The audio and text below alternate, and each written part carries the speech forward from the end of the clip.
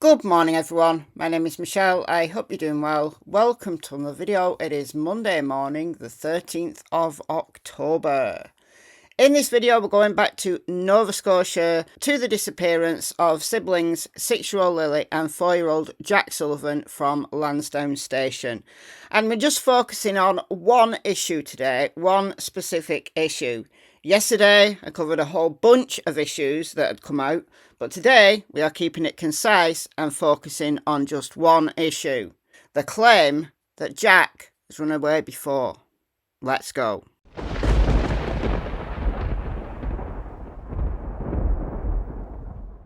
Before we get into that, can I just ask, if you're not yet subscribed, please do so. Trying to get to 100,000 subscribers by the end of this year. With your help, I can do it. And I do know that there's a bunch of people who watch my videos who are not yet subscribed. It's completely free. You've got absolutely nothing to lose by subscribing. Help me out. Come on, guys. Help me out. Alright, this was the DT show from last night. Now, I am aware that later on he was showing texts and so on from the girlfriend that we talked about a few days ago. The girlfriend who supposedly photoshopped a black eye on herself, and yeah, very polarising views, this girlfriend of Daniel's. But we're not talking about that today. We're talking about this claim that Jack has run away before. I'm going to play what DT said and I'm going to comment throughout. I want you to remember that I'm looking at this from, this is a piece of new information. Let's consider it. Let's dissect it. But let's be very clear that this hasn't come from the cops. This has come from where? Where has DT got this information from? Daniel? Who else would have given him this information? So bear that in mind. Okay. I just found out, and I'm getting this. I'm trying to pull the report myself.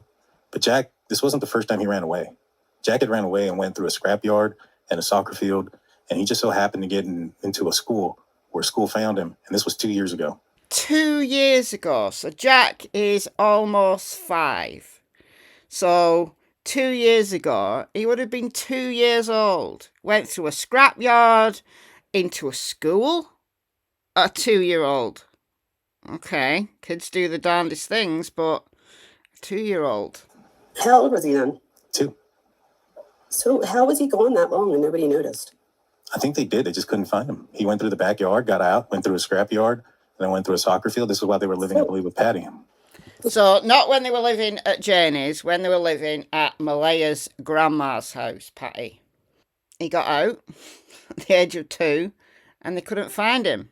But the school found him. Isn't that more of a reason? Yes, filed a report on it. There's reports, and I'm waiting to get those reports. We need those reports, don't we? Isn't that more of a reason though to make sure that everything is locked up and dated and... I agree, 100%. Yes! Small children, even the child that you swear down is never going to run away. There's a first time for everything.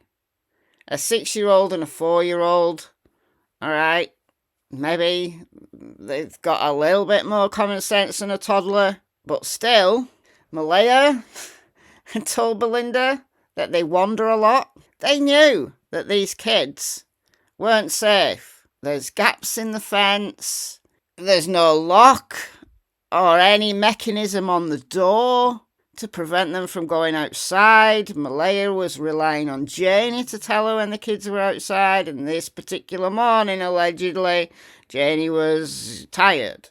May the 2nd, when they were reported missing, this particular one morning, Janie wasn't watching. She was tired, allegedly. If you know your kid has gone missing before, surely your first priority, especially when you move to an environment like the property on Gerlach Road, where you've got miles of woods on every side, wouldn't you make sure that the area where the kids can go and play is secure? This happened before Daniel and Malaya moved into Janie's house. I asked Janie about this. She said, let me go and find out and ask. And she's like, you know what? Yeah, that did happen, but that wasn't with me. She's like, they were staying at somebody else's house and little Jack got out of that house. So Janie had to go and ask. So this has come from Daniel, hasn't it? We need this report. And he went over a kilometer away. Over a kilometre away. A kilometre is 0.6 miles for those of us like me who don't use metric. 0.6 miles, a 2-year-old. Look, 2-year-olds can walk a long way. There was that little guy from Arizona, little toddler from Arizona, who walked 7 miles through the desert. And a rancher's dog found him. Got a video on it on my other channel, Michelle Walks. If you don't know I've got a second channel, I do. It's called Michelle Walks. Go and check it out. If you like the stuff on this channel, you'll also like Michelle Walks. I don't post on there every day. It's very much a second channel, but yeah. You hear this and we find out that he's able to travel that distance. To me, what I'm finding out too is that one of the reasons why CPS was called was because Lilly was pulling her hair out. That's the behavior. Now, I didn't find this out. I don't think it was Daniel that told me this. This is somebody else I got this information from. That little girl was pulling her hair out, and you mentioned that was a sign of what? So it's a sign of stress, and it is. It's a sign of stress. It can be also a sign of compulsive behaviour that is a self-soothing kind of mechanism. A small scale, people who bite their nails, like I'm a nail biter. I've always been a nail biter. I don't do it any more or less when I'm nervous. It's just a habit. But pulling your hair out, yeah, stress, boredom, frustration, compulsion.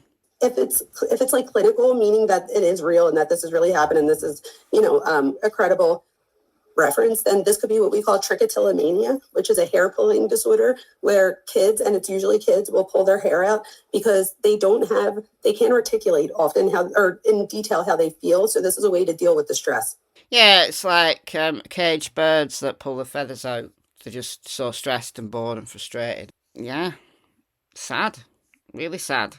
What do you think? My opinion, I'm reserving judgment until we know for sure that this actually happened. And this isn't Daniel just making up a story to say, oh yeah, Jack's done it before. It's nothing to do with me. Jack's done it before. Well, if Jack's got a habit of running away, we don't know how many other times the children have run away. Malaya telling Belinda that they wander a lot leads me to believe that they knew that these kids were wanderers. And this particular morning, no one was watching. That's assuming that the story we've been told is true. I'm reserving judgment on that, as I have done since day one. Anyhow, let me know your thoughts in the comments, and I'll see you in the next video. Bye, guys.